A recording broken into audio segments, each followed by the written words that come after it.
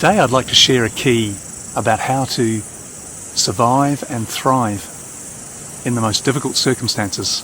For example, a 10-year journey with cancer.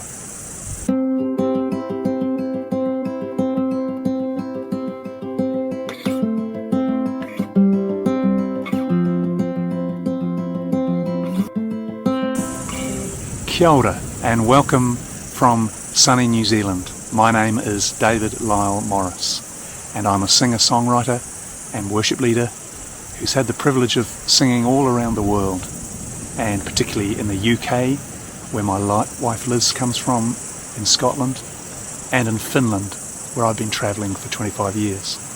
My wife Liz Morris is a counsellor and minister and has endured recently a 10-year journey with lymphoma. How do you take the truth of who God is and apply it to your life in difficult circumstances? Today's psalm is Psalm 91. We live in the shelter of the Most High God. We rest in the shadow of the Almighty One.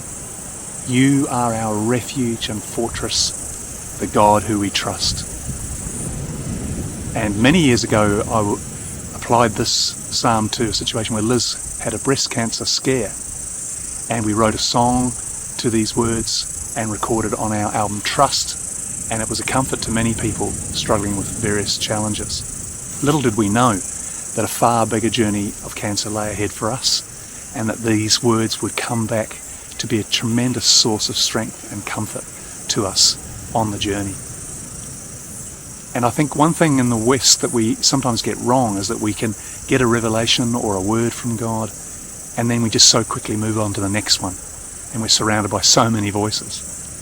But I think a key is, once you've been given a word to help you get through a situation, keep reapplying it and speaking it over your life or your loved one's life. And use the medium of music if you can, because somehow that helps us take the truth of what God is saying and who He is, and take it beyond just our mind and more into our hearts and our spirits. And music has the ability to apply that truth deep within us.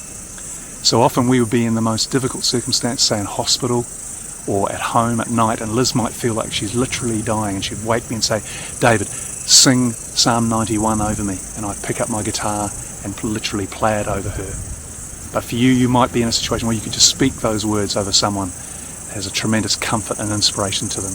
Or you might play a certain song with that truth through a phone or a stereo somehow. But it's just, we need to press in, because sometimes we can be so polite and private in the hospital, for example, but your loved one might need you just to break the silence and even whisper words of truth into their ear when they're really suffering.